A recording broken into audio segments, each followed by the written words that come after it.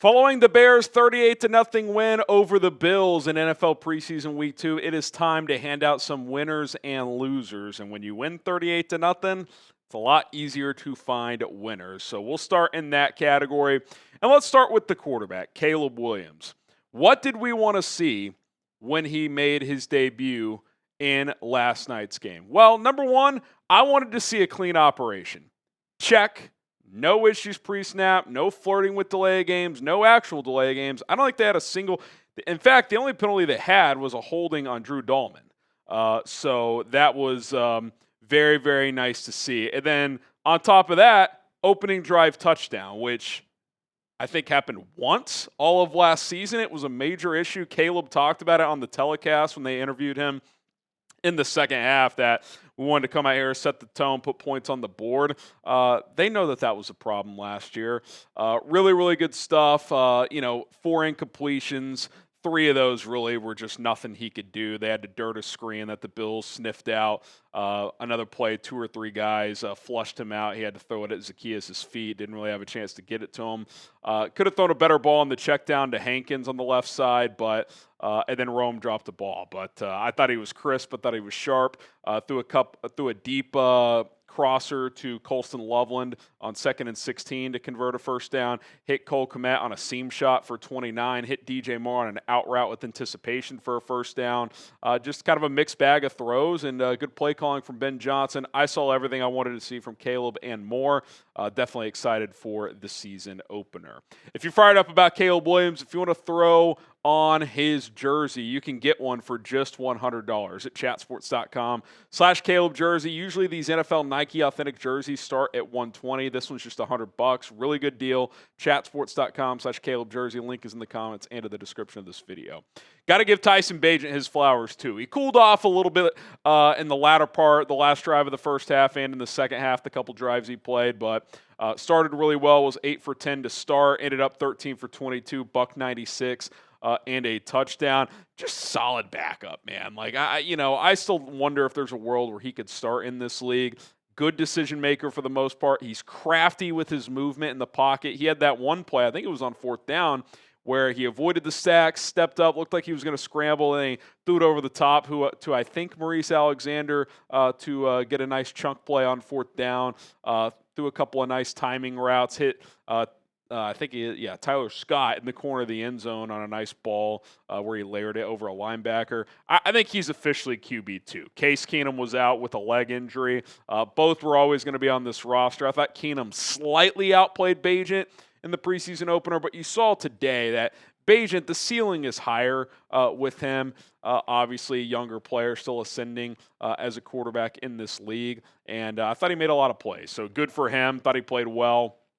Again, cooled off a little bit, but I thought he was pretty darn good. Him and Luther Burden have a nice little connection, so good to see that. Could have included Luther Burden in our winners, but got to give flowers to Olamide Zaccheaus. Only had 1 target, only had 1 catch, but with a guy like this, who all we've heard in training camp is how good he's been with the ball in his hands, yards after the catch. Is he really this type of a playmaker?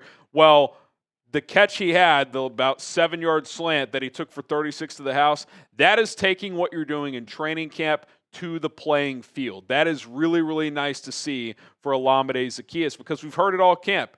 He took about a 20-yard pass against the Dolphins, 70 yards for a touchdown. He took about a 10-yard crosser against the Bills in Friday's practice for a 40-plus yard touchdown. And Ben Johnson, when he took this job, said, hey, we want guys who can make plays with the ball in his hands. They got this guy, I believe, for the vet minimum, and he is going to have a role on this team. He is reliable. He is quick. He gets open. He makes plays after the catch. I'm fired up about what Olamide Zaccheaus is going to do, and Luther Burden looks great too. After DJ Moore and Rome Odunze, you got 4 really good receivers and 2 really good tight ends, because Cole Kmet and Colston Loveland looked really good in this game. So it's exciting to think about, but good on OZ for making that splash play to kick off this game.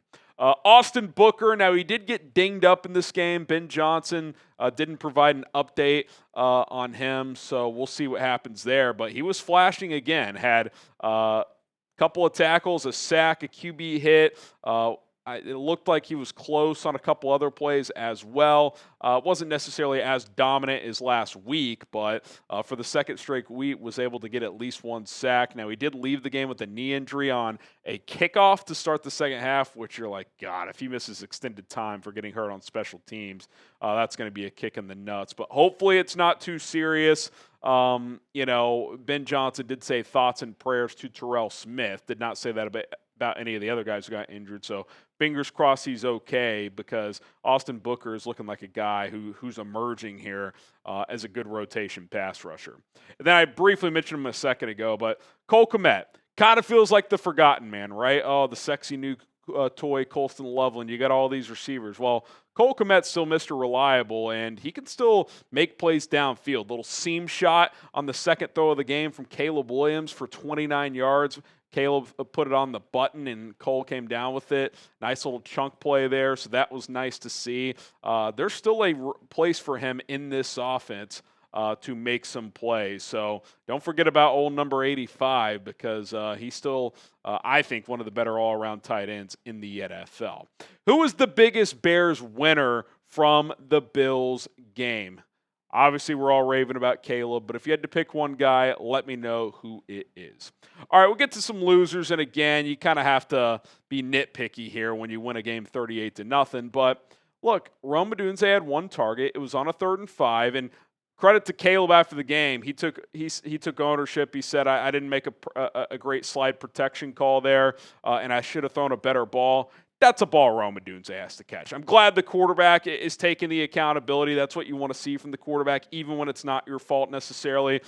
Take the blame, especially in a 38-0 preseason win. Who cares? But it matters. It's 3rd and 5. You draft this guy in the top 10. That's a ball that Rome's got to catch. And I think he'd be the first to tell you that. Is it the end of the world? Of course not. Is Rome having a great camp? Yes. Is he going to have a big year? I think he will.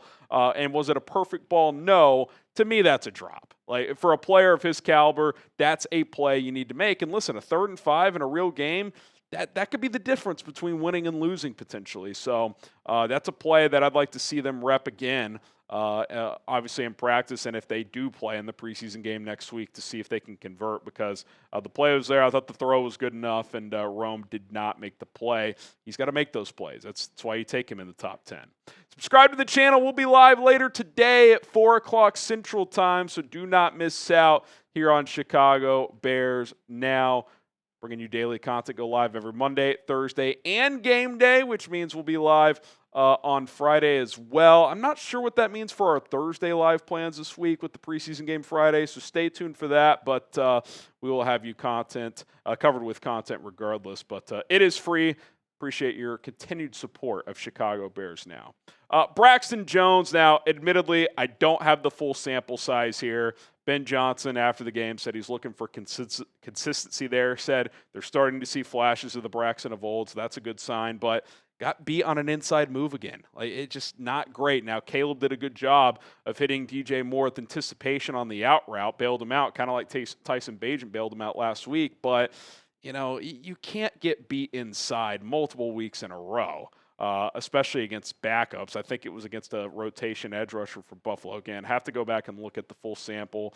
Outside of that, it seemed like he was fine, but, it's just I'm not quite seeing the Braxton we used to see. And he's not a perfect player, but, I do think that ankle, he's still working his way back. I don't know if he did enough in this game to just secure the job. Again, I'll kind of take a closer second look at him, Theo Benedict, and the other guys, but that wasn't great. And I'll add this in the offensive tackle thing, just verbally here. Olamide playing deep into the fourth quarter.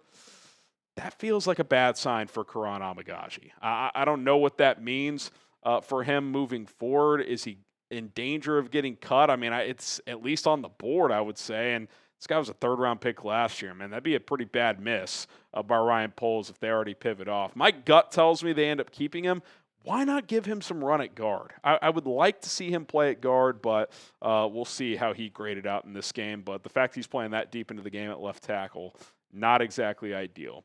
And then lastly, Kyle Monangai. He didn't play in the game, but I thought it was a missed opportunity. I said leading up to this one, I thought he could kind of secure, or at least close to secure, the RB2 job with a strong performance. And Ben Johnson said he got dinged up in Friday's practice. Now, it's not a long-term injury, Johnson said, so that's the good news. But I thought it was a missed opportunity with them not playing Swift, them not playing Roschon Johnson. We kind of saw a lot of Britton Brown and Ian Wheeler, and kudos to those guys. They both ran well. Now, I don't think those two guys are a threat to unseat Kyle Monangai on the roster. Could one of them also make the team? Yeah, I thought they both ran pretty well, but I just thought it was kind of a missed chance if you're Kyle Monangai. If you go out there and have, 60, 70 yards at a touchdown, maybe you're the RB2, but we'll see if he can play on Friday against the Chiefs. If he's healthy, I would like to see him play in that one. All right, biggest Bears loser from the Bills game.